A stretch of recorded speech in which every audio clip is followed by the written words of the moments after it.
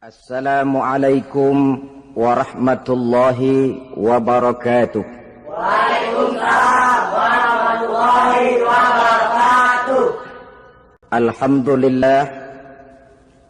Alhamdulillahilladzi ja'ala ramadhana syahra siyama lil mu'minin. Wassalatu wassalamu ala asyrafil anbiya'i wal mursalin sayyidina wa maulana Muhammadin wa ala alihi wa ashabihil mujahidin at-tahirin, amma ba'du. Ma'asyiral muslimin rahimakumullah. Dari jumlah 12 bulan yang ada dalam agama kita, yang dihitung sejak Muharram sampai dengan bulan Zulqa'dah, maka Ramadan mendapat gelar Sayyidus Syuhur. Sayyidus Syuhur artinya raja, penghulu atau tuan dari seluruh bulan. Apa sebabnya maka Ramadan ini dinamakan Sayyidus Syuhur? Sebab yang pertama, Ramadan dipilih oleh Allah menjadi bulan tempat di mana pertama kali diturunkan ayat-ayat suci Al-Quranul Karim.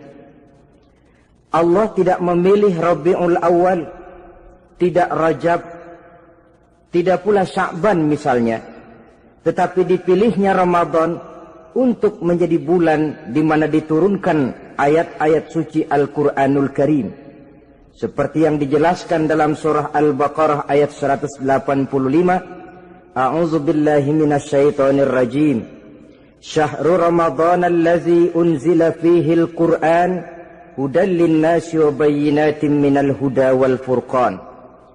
Bulan Ramadan, bulan di mana diturunkan di dalamnya Al-Quranul Karim, yang merupakan petunjuk dan jalan menuju petunjuk bagi orang-orang yang beriman.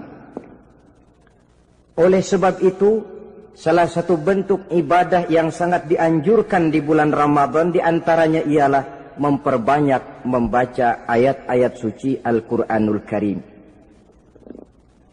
Yang kedua, Ramadan disebut Sayyidus Syuhur karena di dalamnya ada satu malam yang bobotnya khairun min alfi syahr.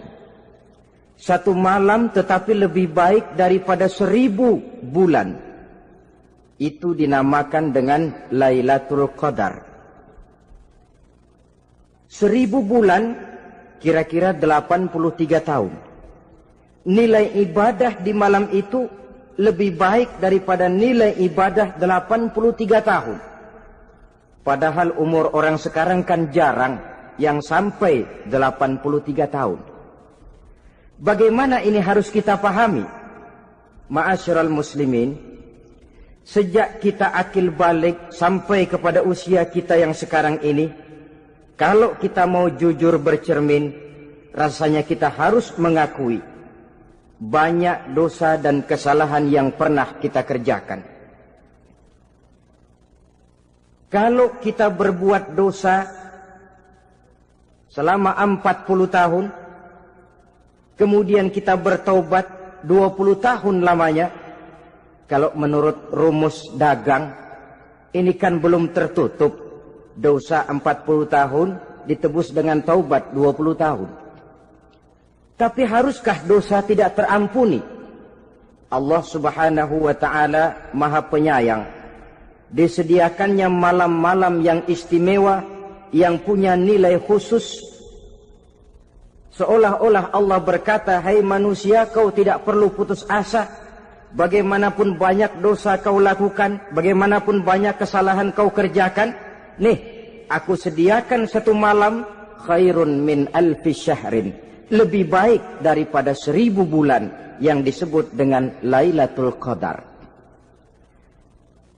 Kapan sih Lailatul Qadar itu? Menurut Al-Imamul Ghazali, Lailatul Qadar itu adanya pada 10 hari yang akhir di bulan Ramadan, terutama pada malam-malam ganjil. Malam 21, 23, 25, 27, dan 29. Tapi orang yang ingin menemukan Lailatul Qadar, dia harus sudah berjaga sejak awal Ramadan. Jadi nggak boleh pakai ilmu ngincer. Tahu ilmu ngincer? Tanggal 20 Ramadan nggak terawih, 21 terawih, 22 perek lagi, 23 masuk lagi, 24 nggak ke masjid. Temannya tanya, kenapa nggak ke masjid? Ini kan bukan malam ganjil, nggak turun Lailatul Qadar. Saya kira yang kayak begini dapatnya bukan Lailatul Qadar, boleh jadi Lailatul Qadar.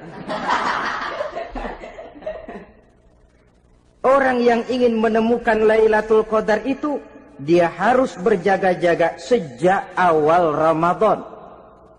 Inilah di antara tugas kita, memanfaatkan waktu-waktu yang punya nilai istimewa. Itu ada dalam agama. Dalam setiap minggu ada hari istimewa. Dalam setiap hari ada jam-jam istimewa. Dalam setiap tahun ada bulan istimewa. Coba, dalam setiap minggu ada hari istimewa, hari Jumat. Dalam setiap hari ada jam-jam istimewa, sepertiga malam yang terakhir. Antara jam 2 sampai menjelang fajar di kala subuh, itu saat-saat istimewa. Di samping saat istimewa, Allah pun menyediakan tempat-tempat yang istimewa. Solat di Masjidil Haram, pahalanya 100.000 kali ketimbang solat di masjid-masjid lain. Begitu di Masjid Nabawi misalnya, ini tempat yang istimewa. Lailatul Qadar, waktu yang istimewa yang diberikan kepada kita untuk kita manfaatkan dengan sebaik-baiknya. Toh dalam kehidupan bernegara saja misalnya, kan pada setiap tanggal 17 Agustus itu presiden memberikan grasi ampunan kepada para entah itu tahanan politik dan sebagainya. Ada yang mendapat potongan tahanan. Waktu-waktu yang istimewa. Inilah sebab kedua kenapa Ramadan dinamakan Sayyidus Syuhur. Sebab yang ketiga, Ramadan disebut Sayyidus Syuhur karena di dalamnya nilai kebajikan berlipat ganda adanya. Satu hadis menjelaskan, "Lau ta'lamu ummati ma fi Ramadan, latamannau an takuna as-sanatu kullaha Ramadan." Andai kata umatku tahu keistimewaan apa yang ada di dalam bulan suci Ramadan, niscaya mereka ingin agar sepanjang tahun isinya Ramadan saja. Apa sebabnya? Li'annal hasanata fihi mujtami'atun. Di dalam bulan Ramadan itu berkumpul segala macam kebajikan. Wa ta'atu maqbulatun. Segala perbuatan taat diterima oleh Allah. Wa da'awati mustajabatun. Segala macam doa dan permohonan dikabulkan oleh Allah. Wa dzunuba maghfuratun. Dan segala macam dosa diampuni oleh Allah Subhanahu wa ta'ala. Berlipat gandanya nilai kebajikan yang kita kerjakan di bulan suci Ramadan. Itu sebabnya seorang muslim dalam menyambut bulan suci Ramadan penuh dengan sikap kegembiraan. Kata baginda Nabi, "Man fariha bidukhuli Ramadan, haramallahu jasadahu 'alan niran." Siapa orang yang gembira dengan datangnya bulan suci Ramadan, Allah haramkan badannya dari api neraka. Gembira menyambut Ramadan artinya bagaimana? Apa Ramadan datang terus bakar petasan? Bukan. Pukul beduk? Bukan. Apa gunanya pukul beduk kalau nggak puasa? Apa gunanya bakar mercon kalau tidak melaksanakan ibadah di bulan suci Ramadan? Gembira menyambut datangnya Ramadan dalam arti mempersiapkan diri untuk melaksanakan ibadah dengan sebaik-baiknya di bulan suci Ramadan ini. Ma'asyiral muslimin rahimakumullah. Yang terakhir, kenapa Ramadan disebut Sayyidus Syuhur?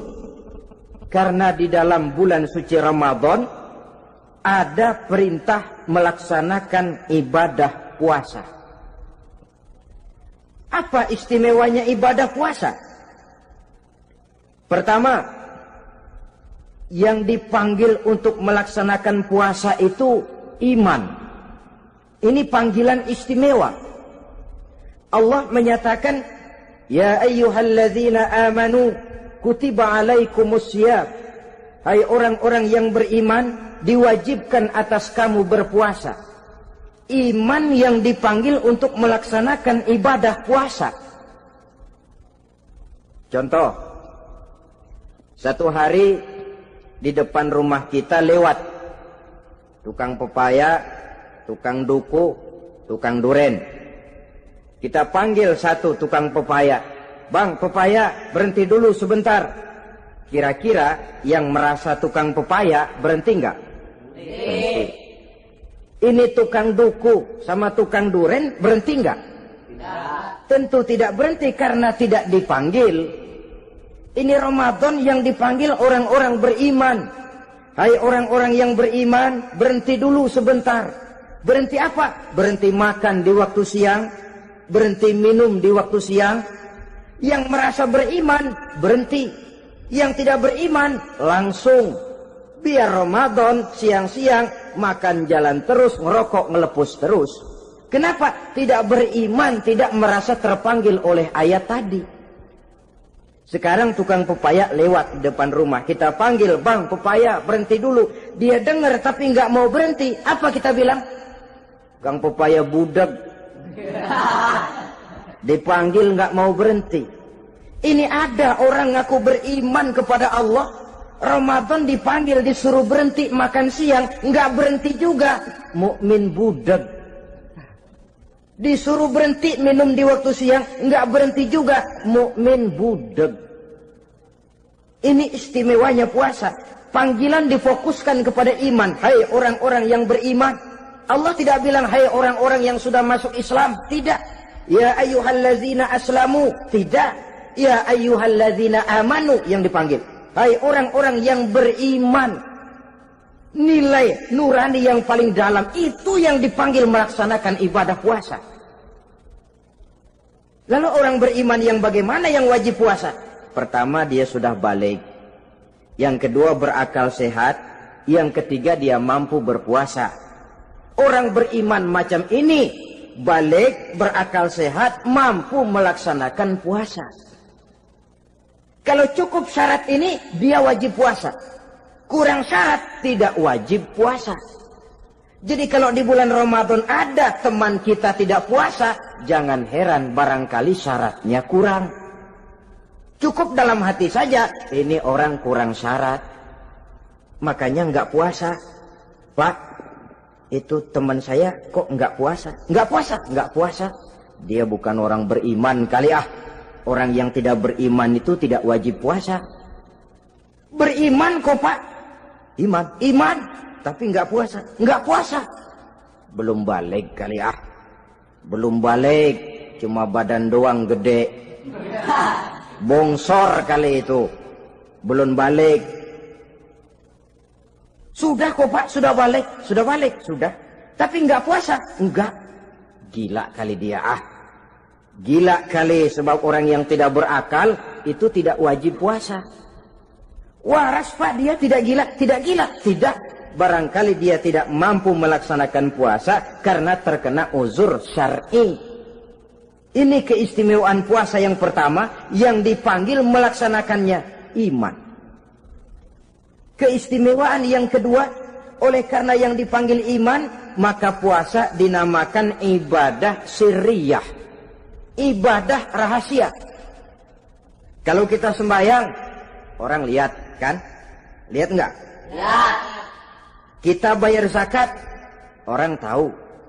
Kita pergi haji, apalagi pergi haji, sekampung nganterin. Tapi kita puasa atau tidak puasa, yang tahu kan cuma kita dan Allah saja. Pura-pura sedekah, nggak bisa. Pura-pura sholat, ketahuan. Gerakannya mesti canggung. Pura-pura pergi haji, kemana perginya? Tapi pura-pura puasa, gampang. Namanya ibadah sirriyah. Bulan puasa, jam 8 pagi, makan. Keluar rumah, bibir lap yang kering. Jalan lemesin dikit. Ada angin, belaga miring. Temennya tanya, lu lemes amat, gue lagi puasa nih. orang lain bisa dibohongi. Sebab puasa memang merupakan ibadah sirriyah yang tahu cuma kita dan Allah saja. Karena dia ibadah rahasia, puasa ini sulit terkena penyakit riya. Ibadah yang lain karena kelihatan orang, gampang kena penyakit riya, to show only. Salat karena kelihatan orang, gampang kena penyakit riya. Karena saya jadi imam, misalnya di belakang saya lihat ada mertua, wah, saya bikinlah sembahyang saya mantap-mantap, pakai serban, pakai siwak, bahasanya saya paseh-pasehin kayak orang 16 tahun di Mekah. Wah, ufolli warwal maghribi salasa raka'atin Allahu Akbar. Surahnya saya cari yang panjang-panjang, paling pendek sabbihis sama wadduha. Akibat apa itu? Riya, di belakang ada calon mertua. Tapi kalau sholat sendirian dalam kamar, boro-boro pakai serban dan siwak, kadang-kadang kaos kutang saja cukup. Surahnya jangan sabbihis sampai wadduha, langganannya inna a'toinakal kautsar sama qul huwallahu ahad. Karena sholat terlihat orang, mudah kena penyakit riya. Sedekah pun begitu. Mulanya niatnya cuma mau sedekah 5.000, karena ada orang yang disedekahsegani naik 10.000, yang 5.000 sudah karena orang. Jadi ibadah yang lain itu mudah terkena riya, tapi juga mudah dinilai orang. Kita bisa saja bilang, itu orang sholatnya khusyuk ya. Kenapa? Kelihatan dari gerakannya. Itu orang hajinya mabrur ya. Kenapa? Kelihatan dari tingkah lakunya setelah pulang haji. Itu orang sedekahnya berani ya. Kenapa? Ketahuan dari jumlahnya. Ibadah yang lain bisa dinilai, tapi puasa nggak bisa dinilai. Itu orang puasanya mantap bener ya. Kenapa? Beludah melulu. Itu bukan ukuran. Itulah sebabnya dia dinamakan ibadah sirriyah, ibadah yang abstrak, yang tahu cuma si pelaksana dan Allah saja. Ini keistimewaan puasa yang kedua. Yang ketiga, saudara-saudara, kalau ibadah-ibadah yang lain, ganjaran pahalanya itu dijelaskan oleh Allah. Sedekah kalau ikhlas pahalanya begini. Haji kalau mabrur pahalanya ini. Sembahyang berjamaah pahalanya ini. Untuk puasa tidak. Puasa Allah cuma bilang as-siyamu li wa ana ajzi bihi. Puasa adalah untukku, aku yang akan membalasnya. Berapa besar balasannya tidak dijelaskan oleh Allah. Apa artinya ini?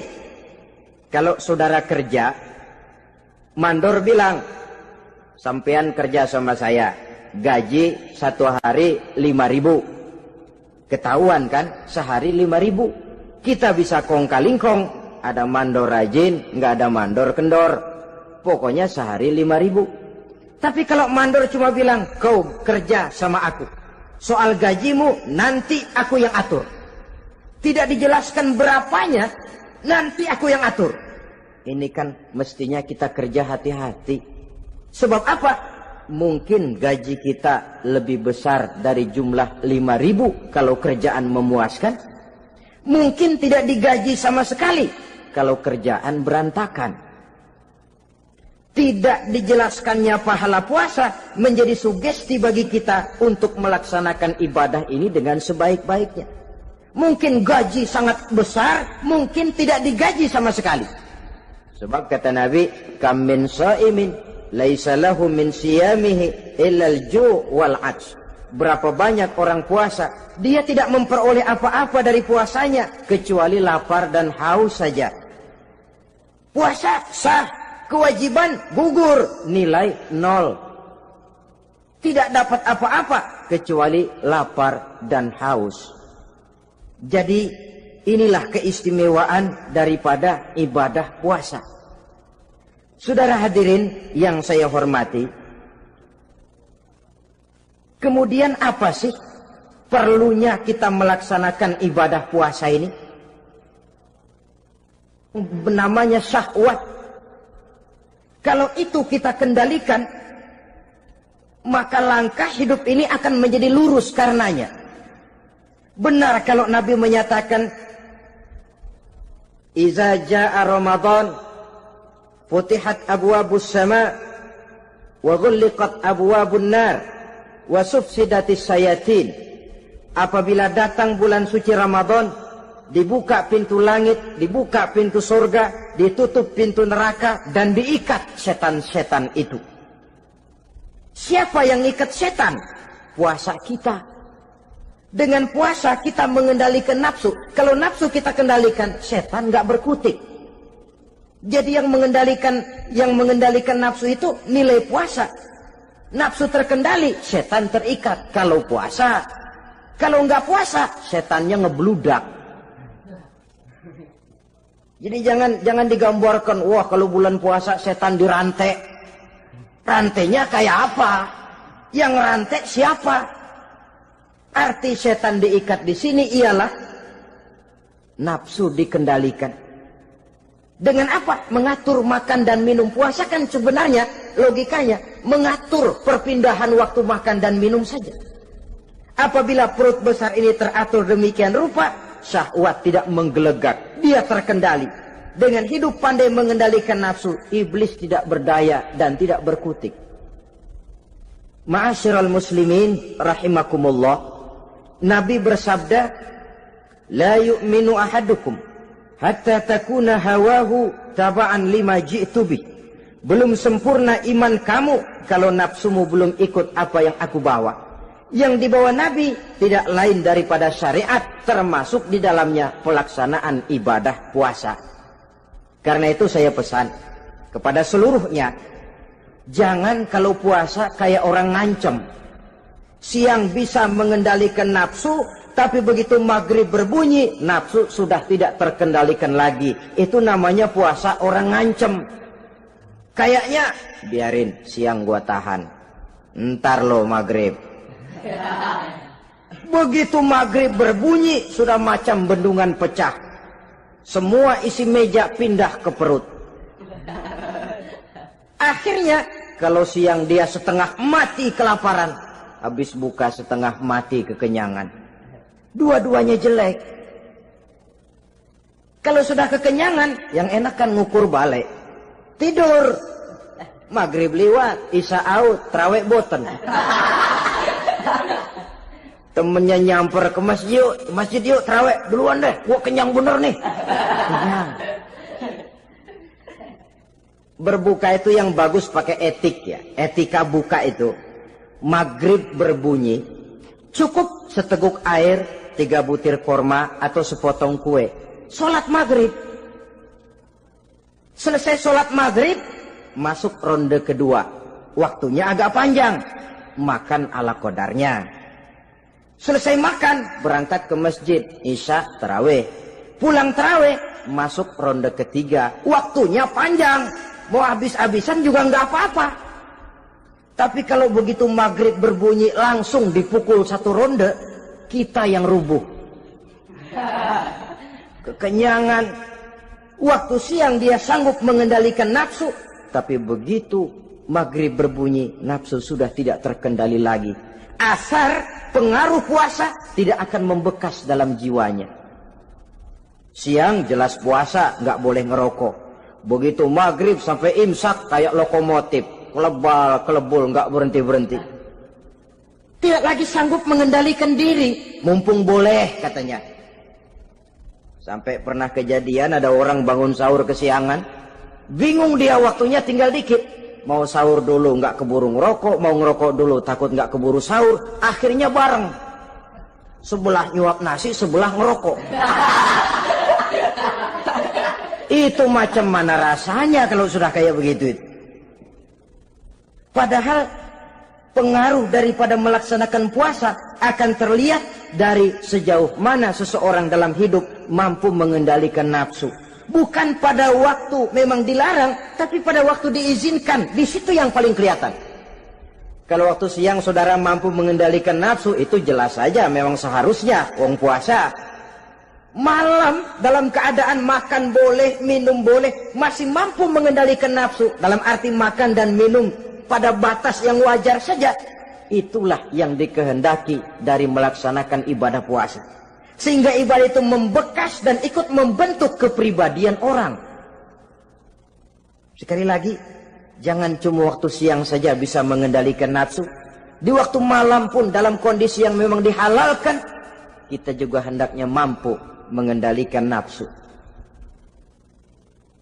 Jadi inilah perlunya puasa yang pertama, supaya kita bisa mengendalikan nafsu. Yang kedua, puasa itu melatih kita hidup sederhana. Orang sufi mengajarkan, orang yang paling kaya ini sebenarnya orang yang hidupnya paling cukup. Sedangkan orang miskin adalah orang yang kebutuhannya kelewat banyak. Maka yang paling kaya, bahkan yang maha kaya, itu sebenarnya cuma Allah. Sebab apa? Dia nggak perlu apa-apa. Makin banyak keperluan kita, makin miskin kita. Coba orang puasa lihat. Kalau sudah jam 2, jam 3, itulah barangkali memang termasuk godaannya dalam melaksanakan ibadah puasa. Kalau jam 1 siang, jam 2 siang, jangankan makanan enak, nangka busuk kita lihat legit. Barangkali cobaan di dalam melaksanakan ibadah puasa. Tapi kalau sudah maghrib berbunyi, berbuka kita, kena seteguk air, sepotong roti, 3 butir korma, kenyang rasanya. Kemana keinginan yang tadi begitu menggebu-gebu? Oh, bisikan nafsu rupanya itu. Makin dalam kita merenung, makin sampai kita kepada bentuk kesederhanaan di dalam hidup ini. Puasa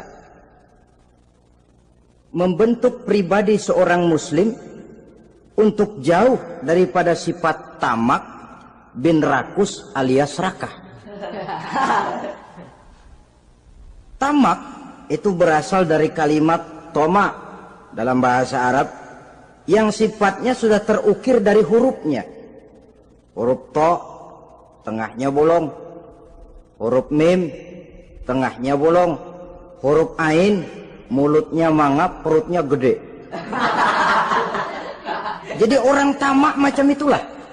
Apapun yang diberikan Allah tidak pernah ada cukupnya dan tidak pernah ada syukurnya.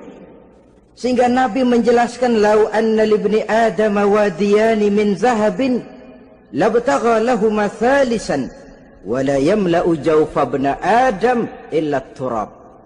Andai kata manusia mempunyai 2 buah ladang yang seluruhnya emas, tidak usah kepalang tanggung, ladang emas, 2 ladang semuanya ladang emas, dia tidak akan puas, dia akan mencari lagi ladang yang ketiga.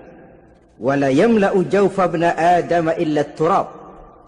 Mulut manusia ini memang tidak akan pernah penuh kecuali kalau sudah diisi dengan tanah. Kapan diisi dengan tanah? Kalau sudah menghadap ke arah kiblat di liang lahat, nah itu baru mulut udah nggak ngerawil, diam, tenang, kalem, diisi dengan tanah. Dengan demikian kita lihat bahwa puasa makin kita hayati, makin dekat kita kepada kesederhanaan di dalam kehidupan ini. Islam tidak melarang orang untuk kaya, untuk punya harta. Yang dilarang ialah sifat rakus, serakah, dan tamak. Karena ini akan membuat orang melakukan segala macam cara, ingkar kepada nikmat Allah, tidak pandai bersyukur, pandangan matanya selalu diarahkan ke atas. Dikala hidupnya sudah serba cukup, dia masih merasa kurang. Sebab itu dia selalu kurang. Dia sudah kaya tapi masih merasa miskin saja, maka hidupnya pun miskin terus. Saudara-saudara ma'asyiral muslimin, ini hikmah yang kedua kenapa kita perlu puasa. Yang ketiga, puasa itu melatih kita cinta kepada fakir miskin, orang-orang yang tidak mampu, yang memerlukan pertolongan. Bagaimana caranya? Dunia pendidikan berkata bahwa pendidikan akan lebih berhasil kalau bersifat audiovisual. Mengajar anak berenang, bawa ke kolam. Mengajar anak naik sepeda, berikan sepedanya. Mengajar orang cinta fakir miskin, rasakan apa yang dirasakan oleh fakir miskin. Apa itu? Lapar, haus. Kan nggak bisa ngajarin anak berenang teori saja. Ke kolam nggak pernah. Teori hafal luar kepala. Gaya dada begini, gaya 200 meter begini, gaya kupu-kupu begini, gaya bebas begini. Teori hafal ke kolam nggak pernah. Sekali terjun gaya batu. Sudah nggak timbul-timbul lagi. Nggak bisa ngajar anak naik sepeda cuma teori saja. Sepedanya tidak pernah diberikan. Hafal teori, bab 1 pegang setang. Bab 2 dorong. Bab 3 kaki kanan naik pedal kanan. Bab 4 genjot. Hafal teori, megang sepeda nggak pernah. Begitu dikasih sepeda dia naik, habis tukang bakso. Pun mendidik orang cinta kepada fakir miskin tidak bisa cuma lewat seminar, kongres, penataran, indoktrinasi. Diadakan simposium, seminar, diskusi supaya orang cinta kepada fakir miskin, tapi yang bicara orang kenyang semua. Bagaimana hati ini mau peka? Islam itu nggak usah banyak teori lah. Rasakan saja lapar, haus, enak nggak? Kalau kau tahu lapar dan haus tidak enak, kau lapar haus cuma sebentar. Habis maghrib, laparmu hilang, hausmu hilang. Bagaimana saudara-saudaramu muslimin yang terkapar di kolong-kolong jembatan? Yatim piatu yang hidup terlunta-lunta. Perempuan-perempuan tua hidup miskin, anak pun banyak perlu uluran tangan. Lapangan kerja sulit, persaingan hidup makin tajam. Meringkuk mereka di sudut-sudut kehidupan. Beratap langit, beralas bumi, tanpa tahu kapan hidup dan nasibnya akan berubah. Di situ pekaklah hati untuk hidup tidak cuma buat kepentingan diri dan perut sendiri saja, tapi mampu memberikan pertolongan sesuai dengan kemampuan kepada mereka yang memang memerlukan. Sebuah hadis menyatakan, irhamu ahlal ardi yarhamkum man fis sama. Sayangilah apa yang ada di permukaan bumi, nanti yang di langit akan sayang kepadamu. Si kaya sayang kepada yang miskin lalu menolongnya. Yang alim sayang kepada yang awam lalu membimbingnya. Yang pemimpin sayang kepada rakyat lalu melindunginya. Yang di langit akan sayang kepada kita, akan turun rahmah berlimpah, akan tercipta keberkahan dan ketenangan dalam hidup. Tapi kalau sebaliknya, yang kaya malah nyantap yang miskin, yang pemimpin malah menggilas yang rakyat, yang alim malah membodoh-bodohi orang yang memang sudah bodoh, akan terwujudlah malapetaka. Bukan rahmah yang turun dari langit, tapi azab akan menimpa kita semua. Orang yang menghayati lapar, menghayati haus, akan timbul kepekaan sosial. Hidup tidak cuma untuk diri sendiri saja, tapi mampu melihat lingkungannya. Yang keempat, kita perlu puasa untuk menumbuhkan sifat jujur dan disiplin. Coba lihat, kalau tengah hari bulan puasa, andai kata saudara masuk ke dalam kamar seorang diri, saudara kunci dari luar, lalu saudara makan, tidak seorang pun tahu. Tapi kenapa itu tidak kita lakukan? Ada semacam perasaan malu. Malu kepada Allah. Iya, orang lain tidak tahu. Iya, manusia bisa saya bohongi, tapi Allah. Atau umpamanya waktu sholat zuhur, saudara sholat zuhur di masjid, umpama ketika ngambil air wudhu, giliran ke kemur, saudara korupsi dikit aja, telan. Yang Nabi sumu tasihhu, berpuasalah kamu, badanmu akan sehat. Sebab apa? Saya katakan tadi, semua energi dihasilkan dari perut besar sini. Itu makanan yang kita makan, mulai dari keju sampai singkong, mulai dari hamburger sampai combro, masuk perut besar, digiling, lalu ditransfer ke seluruh tubuh oleh perut besar ini. Mekanisme kerjanya persis pabrik besar yang kalau kita hayati, Allahu Akbar, Fatabarakallah ahsanul khaliqin. Ini tangan supaya kuat kerja perlu vitamin apa? Kirim ke tangan. Mata supaya awas perlu vitamin apa? Kirim ke mata. Bibir supaya nggak pecah perlu vitamin apa? Kirim ke bibir. Oleh perut besar ditransfer ke seluruh tubuh. Sisanya yang nggak perlu keluar jalan belakang. Kalau perut besar ini terus-menerus bekerja, ibarat mesin diporsir, dia akan cepat rusak. Maka datang bulan Ramadan, perut besar itu jangan terlalu diporsir. Diberikan tenggang waktu istirahat. Sehingga Nabi memberikan jaminan sumu tasihhu. Berpuasalah kamu, pasti kamu akan sehat. Buktinya, orang mati kelaparan banyak, tapi yang mati karena puasa, kalau puasanya betul, nggak ada. Maka Islam itu agama yang sesuai dengan fitrah ya. Buktinya apa? Puasa wisol itu bukan saja tidak boleh, tapi haram. Puasa wisol artinya puasa nyambung. Dari pagi sampai maghrib, sampai malam, sampai besok pagi lagi terus-terusan puasa, haram. Karena itu bertentangan dengan fitrah. Islam tidak, cukup dari waktu imsak sampai datang waktu maghrib. Kenapa? Menurut perhitungan itu sesuai dengan daya kemampuan maksimal manusia. Sudah diukur itu. Allah yang bikin manusia kok. Jadi kalau Allah perintah puasa, itu sudah dalam kemampuan daya tampung dari kapasitas yang dimiliki manusia. Orang mati kelaparan banyak, yang mati karena puasa nggak ada. Belum pernah saya dengar ada warta berita, sari berita-berita penting dalam siaran ini, gara-gara bulan puasa orang Islam pada mati. Nggak ada. Yang mati kelaparan banyak, tapi yang mati karena puasa tidak ada. Nabi menjamin sumu tasihhu.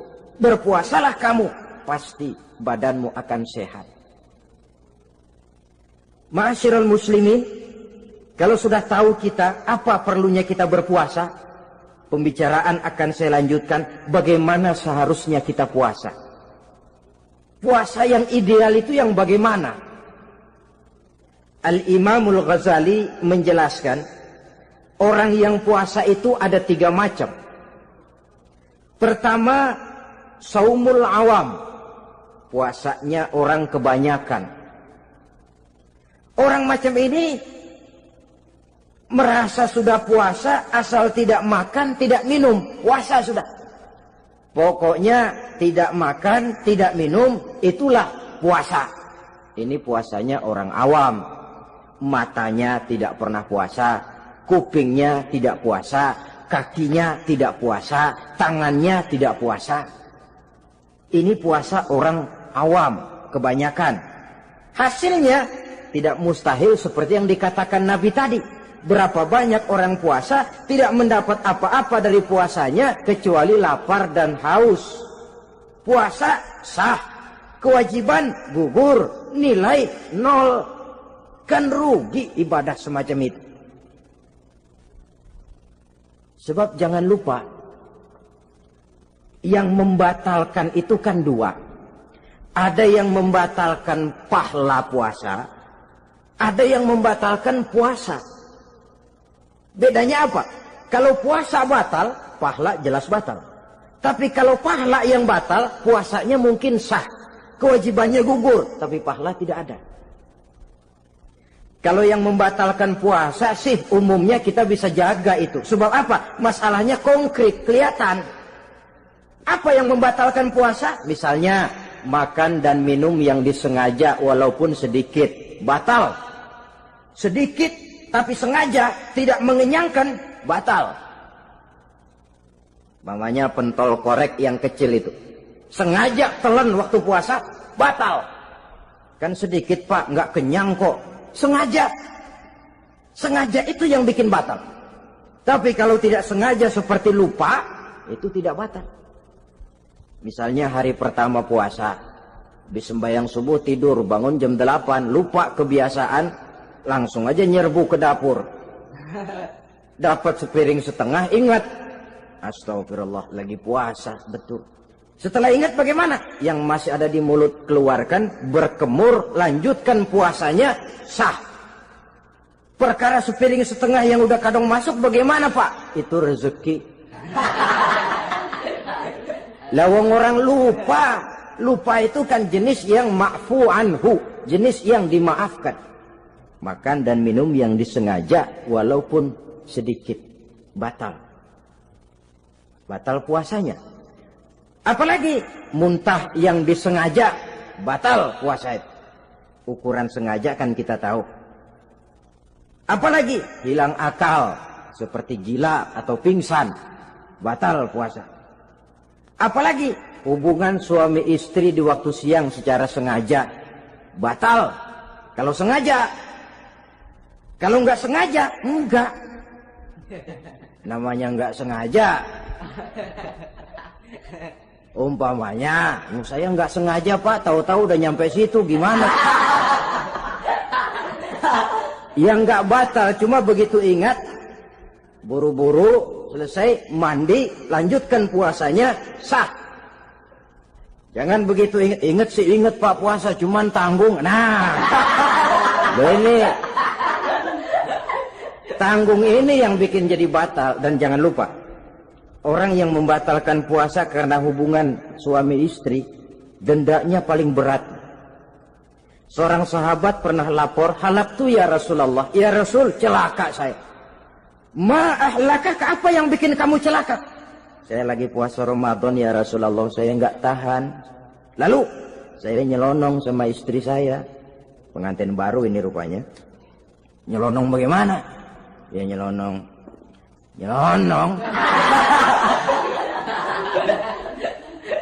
Melanggar dia, tapi jujur, lapor. Kata Rasul, ya sudah, bayar dendanya.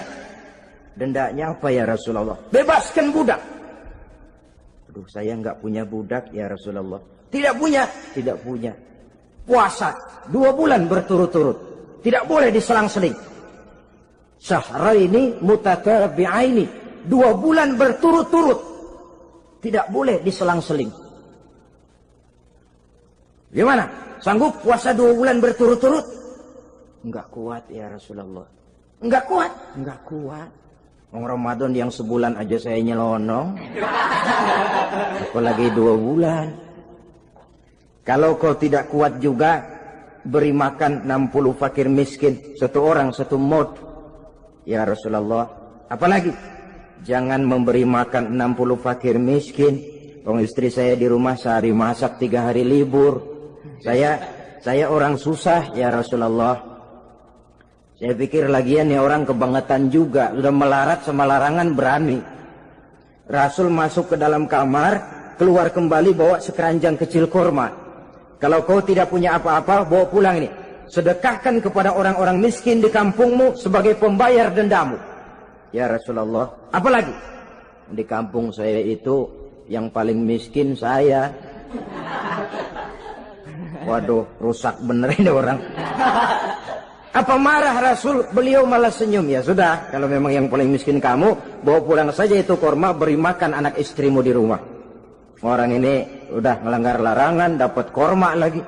Yang kedua, watak hukum Islam itu elastis, fleksibel, tidak kaku. Tidak kalau sudah begitu ya mesti begitu, itu tidak. Yang sering kaku kan kitanya umat Islam di dalam memahami Islam. Saudara hadirin yang saya hormati, yang tidak boleh itu pun di waktu siang. Kalau malam sejak maghrib sampai sebelum imsak, pada awal perintah puasa tidak boleh. Tapi ternyata banyak juga yang nyerempet-nyerempet. Sampai Allah turunkan, uhilla lakum lailatas siyami arrafasu ila nisaikum. Dihalalkan bagi kamu pada malam puasa bergaul dengan istrimu. Jadi barangkali di antara pendengar ini ada yang pengantin baru, tolong sabarlah di waktu siang. Tunggu maghrib berbunyi. Kalau sudah maghrib habis buka, mau buka lagi juga nggak apa-apa. Terserah saja. Ini yang membatalkan puasa. Yang kita sulit mengontrol, yang membatalkan pahalanya. Apa misalnya? Ngomong-ngomongin orang. Puasa. Ngomongin orang jalan terus. Itu ya tetangga kita. Kenapa emang? Oh, anu. Kita sih bukan ngomongin orang ini. Bukan ngomongin orang katanya. Ngomongin tuyul. Anu. Bohong. Orang puasa bohong apa puasanya batal? Tidak. Puasanya sah. Yang batal mungkin pahalanya. Saudara-saudara ma'asyiral muslimin rahimakumullah.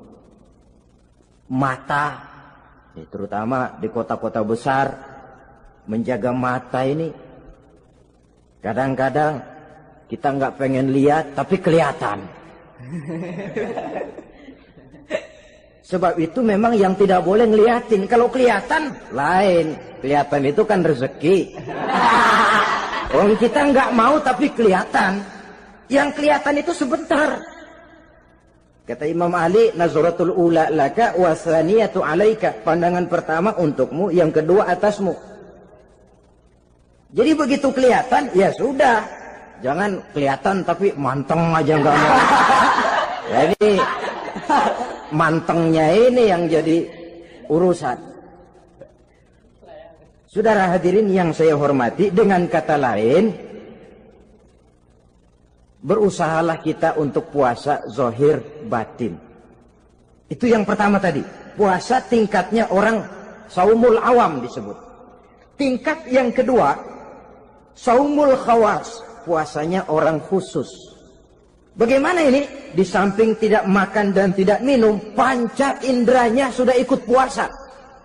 Matanya puasa. Kupingnya puasa. Asal ada diajak ngomong-ngomongin orang, maaf ya, kuping saya lagi puasa. Kakinya puasa, diajak jalan ke tempat yang tidak baik, dia bilang, maaf saja, kaki saya lagi puasa.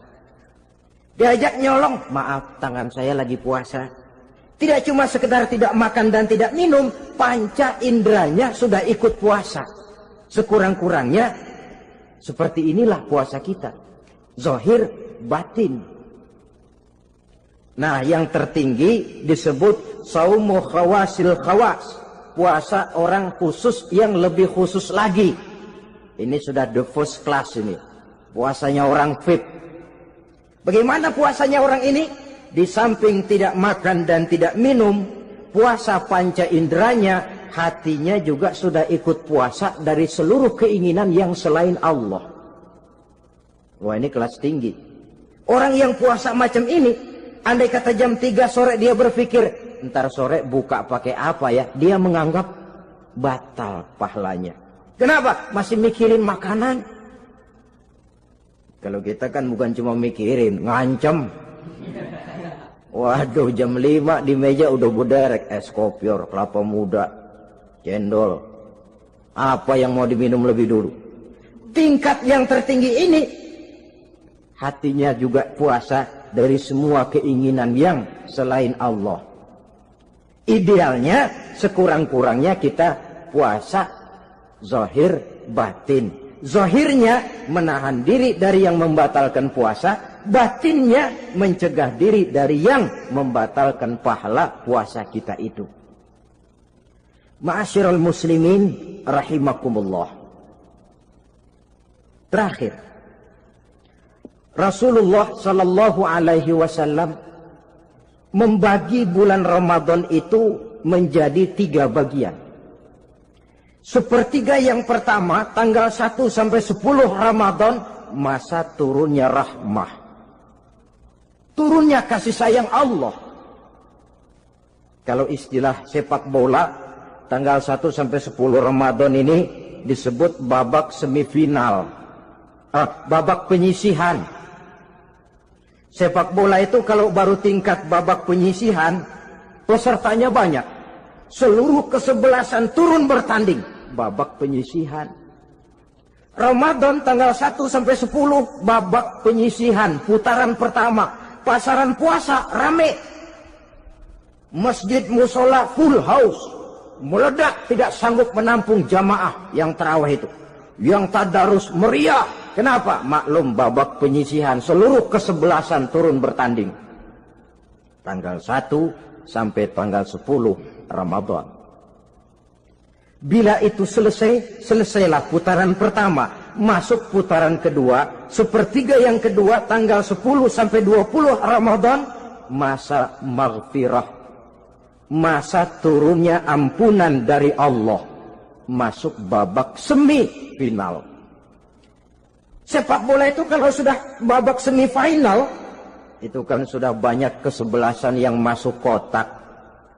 Maka 10 Ramadan ke atas, pasaran puasa mulai menurun. Yang enggak puasa mulai nekat. Yang tadarus sudah mulai sayup-sayup sampai. Sementara barisan orang sembahyang tarawih di masjid mulai mengalami kemajuan dengan pesatnya. Barisannya makin maju ke depan. Maklum, tidak semua kesebelasan tangguh. Ada yang sejak bertanding sudah berhitung. Kita sih bakalan kalah jelas, yang penting main aja dulu dah. Ada yang rajin ke masjid, motifnya lain, ada. Karena ikut-ikutan teman, karena malu sama mertua, rajin terawih. Karena nganterin, rajin terawih. Bayangnya paling belakang berdua lagi. Malah ngeledek begitu imam waladolin, dia di belakang nyaut asik.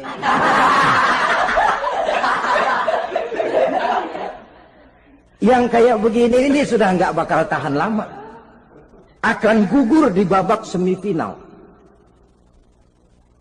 Puncaknya, putaran terakhir, tanggal 20 sampai akhir Ramadan, masa itkun minan nar, masa pembebasan dari api neraka. Masuk babak final. Kalau sudah babak final, ya pesertanya nggak banyak sudah. Ramadan tanggal 20 ke atas babak final. Pesertanya nggak banyak. Sebab apa? 20 Ramadan ke atas pikiran orang sudah bercabang itu. Yang punya kampung sudah siap-siap mau pulang mudik. Lebaran di buah kampung. Puasa kayak enggak, yang penting pokoknya lebaran. Yang pegawai negeri gajinya kecil, anaknya banyak, palanya ngebet. Yang belum punya sepatu, belum punya baju, macam-macam problem, sehingga konsentrasi ibadah menurun. Padahal Nabi sangat menganjurkan tingkatkan ibadah, la siyama fi ashril awakhir, lebih-lebih pada hari 10 yang akhir, tanggal 20 sampai akhir Ramadan. Di situ dianjurkan memperbanyak ibadah, i'tikaf, tarawih, tadarus Quran, bersedekah, amalan-amalan sunnah yang sangat dianjurkan di bulan suci Ramadan ini. Nah, mereka yang keluar sebagai finalis Ramadan, Allah Subhanahu wa ta'ala berkenan memberikan piagam penghargaan. Di atas piagam itu tertulis dengan nyata, ghufira lahu ma taqaddama min zambihi. Pemegang piagam ini dinyatakan keluar sebagai finalis Ramadan. Kepadanya diberikan penghargaan dengan jaminan ampun terhadap seluruh dosa yang pernah dia kerjakan. Sehingga dia keluar Ramadan, masuk 1 Syawal, seperti bayi baru dilahirkan oleh ibunya. Bersih tanpa dosa, karena sudah dibersihkan oleh ibadah Ramadan. Sehingga masuk Syawal, dia rayakan Idul Fitri, dia pantas mengucapkan minal aidin wal faizin. Minal aidin artinya, semoga kita termasuk orang yang kembali. Kembali kemana? Kembali kepada fitrah. Seperti bayi baru dilahirkan oleh ibunya. Tidak punya dosa kepada Allah, karena sudah dibersihkan oleh ibadah Ramadan. Ini orang yang finalis. Puasanya betul, tarawihnya betul, pantas mengucapkan minal aidin. Dan kalau tarawih cuma 2 malam, puasa 3 hari. Lebaran paling rajin, mas minal aidin ya, minal aidin. Nggak tahu diri lo. Minal aidin dari mana? Saudara hadirin, dosa kepada Allah bersih oleh ibadah Ramadan. Tinggal dosa kepada sesama manusia, berhalal bihalal di hari raya Idul Fitri. Nah, inilah pembicaraan kita pada pertemuan kali ini, dengan harapan mudah-mudahan ibadah kita diterima Allah. kita keluar sebagai finalis yang pada akhirnya masuk ke dalam kelompok minal aidin wal faizin, orang yang kembali suci kepada fitrah dan orang yang beruntung. Dengan semangat inilah kita rayakan Idul Fitri, hari raya kembali kepada fitrah. Terima kasih banyak atas segala perhatian, mohon maaf atas segala kekurangan. Usikum wa nafsi bitaqwallah. Wassalamualaikum warahmatullahi wabarakatuh. Waalaikumsalam.